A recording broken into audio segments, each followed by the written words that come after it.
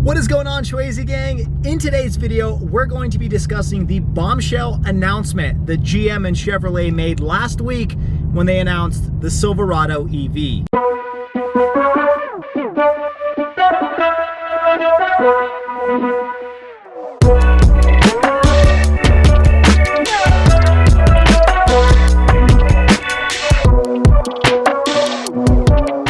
We are in the Hellcat today because I figured it's been a minute since I've driven this car, and it is an absolute beautiful day here today in Utah in the middle of January, and it's only 40 degrees, which is actually a pretty high temperature for January in Utah. So what better day to drive the Hellcat than a beautiful day like today? I also wanted to let you all know that this upcoming weekend, which is going to be Martin Luther King Day weekend, the Hellcat and myself will be at the Utah International Auto Expo. So if you guys live in Utah or are in the area, make sure you stop by, see the Hellcat, and if I'm around, I'd be happy to say hello and chat with you guys and girls out there. I'm not exactly sure what days and times I'm going to be there. It's going to be pretty sporadic throughout the weekend, but you can definitely catch this car there the entire time. And let's be honest, that's the real reason why you want to come to the car show, is to check out the cars, not talk to this doofus. But anyways, I wanted to talk about a big announcement that Chevy made, which actually they didn't really make, but they kind of revealed in their Silverado EV reveal, which happened last week.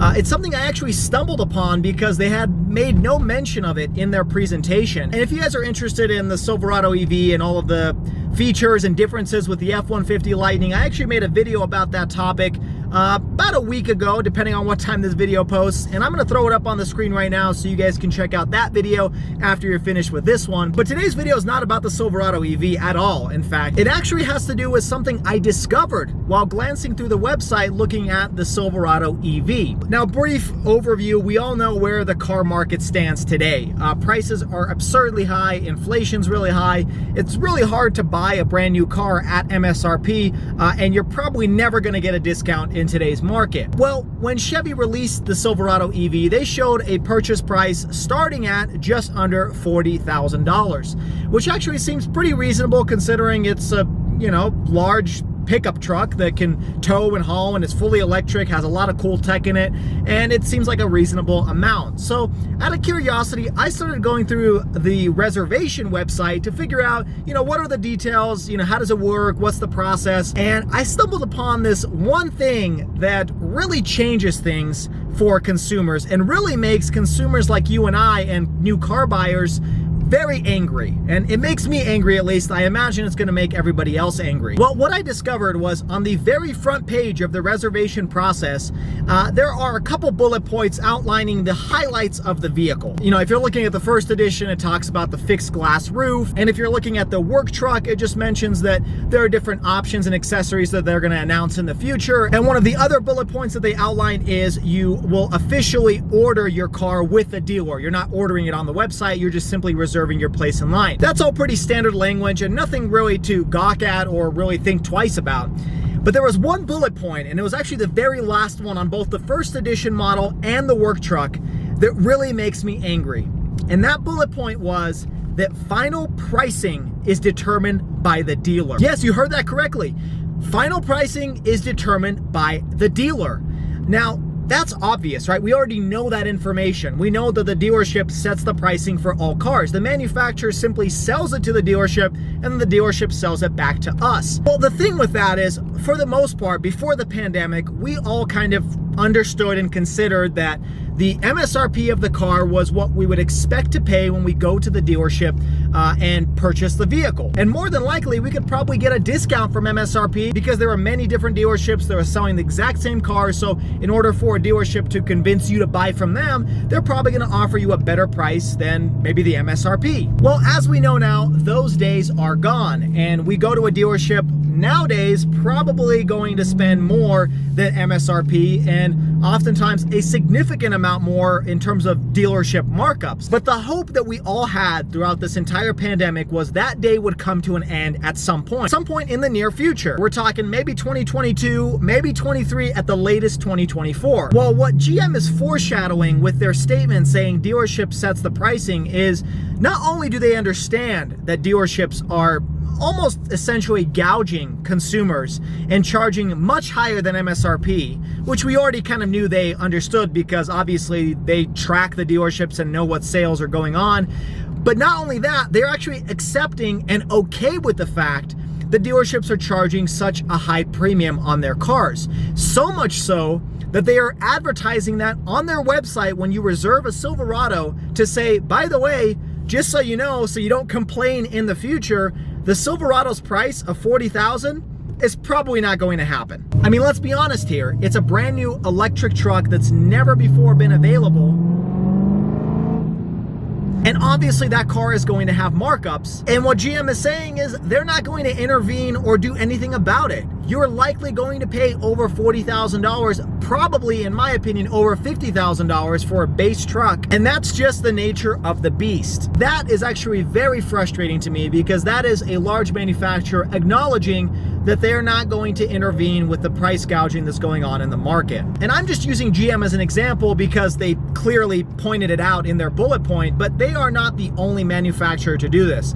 I have heard stories where people were going to go buy a Mustang Mach-E at a Ford dealership, and well, there were some markups, and so the individual complained to a senior Ford executive or some sort of manager, and that individual said, if you don't want markups, you should just go to Tesla. Well, believe it or not, GM and Ford, people are going to go to Tesla or Rivian or some other new type of car company that does not charge markups, because markups make it very difficult for car buyers like you and I to go into a dealership and actually know what we're going to pay for a vehicle. I would much rather they set the purchase price for a new car much higher, but at least when I go to a dealership, I know what I'm going to be paying. If I'm going to go and buy a phone, if I go into the Samsung's or Apple's website, that price that they list on there is going to be available everywhere. Whether I go to Best Buy or Amazon, it may even be cheaper at those retail stores than through Samsung or Apple. Well, in the car market right now, you may see a really nice price on the manufacturer's website, but then you go to a dealership and you're paying $5,000, $10,000, maybe even $15,000 more for that exact same car. This makes it impossible to budget for a new car because you don't even know how much money you need to save. A lot of people are seeing the same thing happen with the Ford Maverick.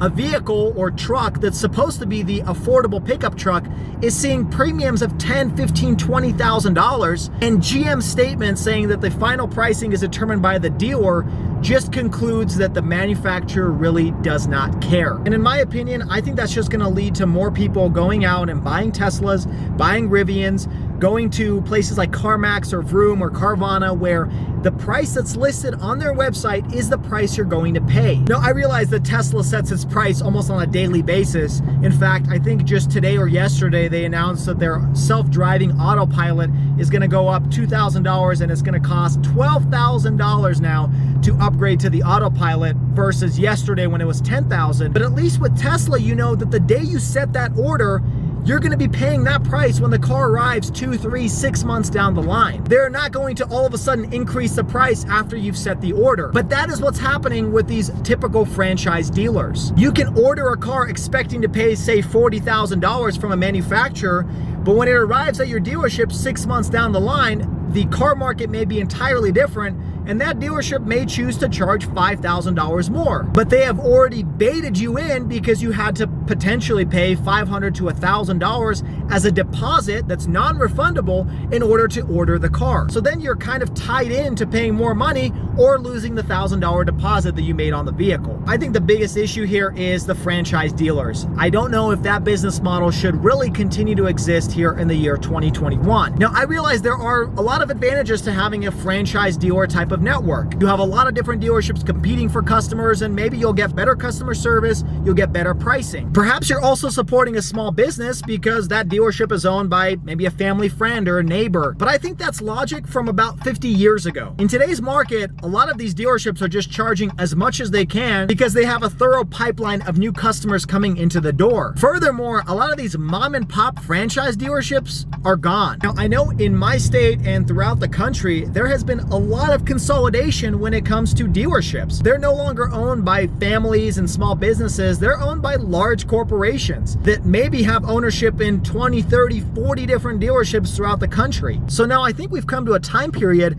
where we may need to remove some of the power that these dealerships hold over setting the prices of new cars. Because without doing that, I think the days of paying MSRP are long gone. But let me know what you guys think of my discovery on the Chevy Silverado reservation page. I thought it was pretty interesting because I have never seen any of that type of language on any other reservation page. Now, reserving cars is somewhat of a new thing. I mean, up until Tesla really started doing that, there was no manufacturer that did that. And now you have Ford doing it with the Bronco and GM doing it with the Hummer and the Silverado. But even in those small instances, I had never seen them say something about the dealer setting the pricing for the car. So this may be a new trend, maybe it's a one-off, or maybe it's a hint of things to come. But I want to definitely hear your guys' thoughts down in the comments below. Let me know if this frustrates you or if this is something you expected and why. If this is your first time stopping by, make sure you hit that subscribe button so you can stay on top of all of the weekly videos, and find me on all of the social media at Schwazy_. And I sincerely hope you're able to find a good deal on a car that you're looking for. As always, stay Schwazy, stay healthy, and have a wonderful day.